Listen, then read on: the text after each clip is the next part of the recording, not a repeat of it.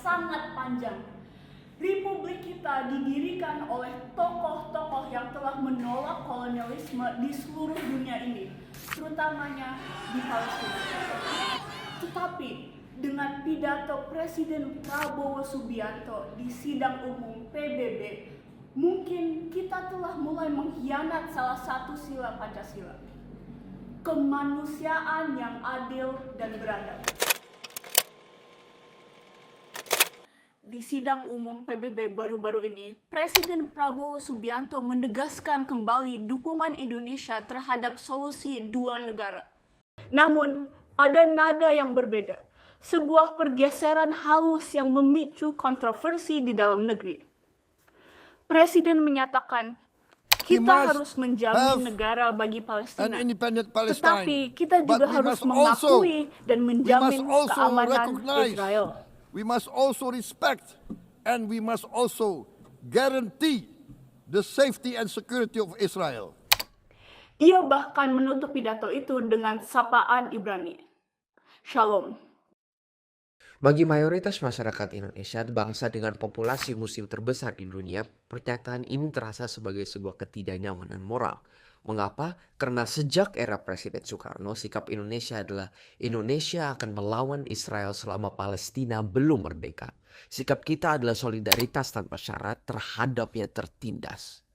Menyamakan tuntunan keamanan penjajah dengan tuntunan kemerdekaan yang terjajah adalah sebuah keracunan etika yang tidak dapat diterima publik. Ini adalah sinyal bahwa pragmatisme ekonomi seperti ambisi keanggotaan OECD mulai mengalahkan prinsip moral bangsa. Jika kita kembali pada fondasi kita, sila kedua, kemanusiaan yang adil dan beradab. Sila ini bukan hanya berarti kemanusiaan, tetapi juga menuntut adanya keadilan dan peradaban dalam memandang sesama manusia.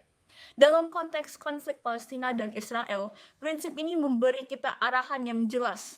Dan memang sangat jelas karena satu sisi di konflik ini menimbul peristiwa genosida.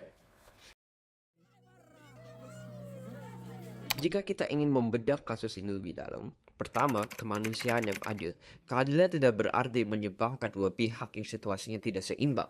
Keadilan menuntut kita untuk mengakui adanya penindasan, pendudukan, dan pelanggaran hak asasi manusia yang sistematis. Menyatakan bahwa dunia harus menghormati keamanan Israel saat Israel masih menduduki tanah Palestina adalah tindakan yang tidak adil. Tindakan ini mengkhianati HAM warga negara Palestina yang sedang dijajah dan mengalami kolonialisme di Gaza.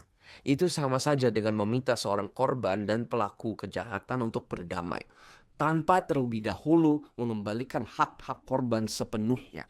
Keadilan harus ditegakkan terlebih dahulu, baru kemudian perdamaian dapat dicapai. Kedua, kemanusiaan yang beradab.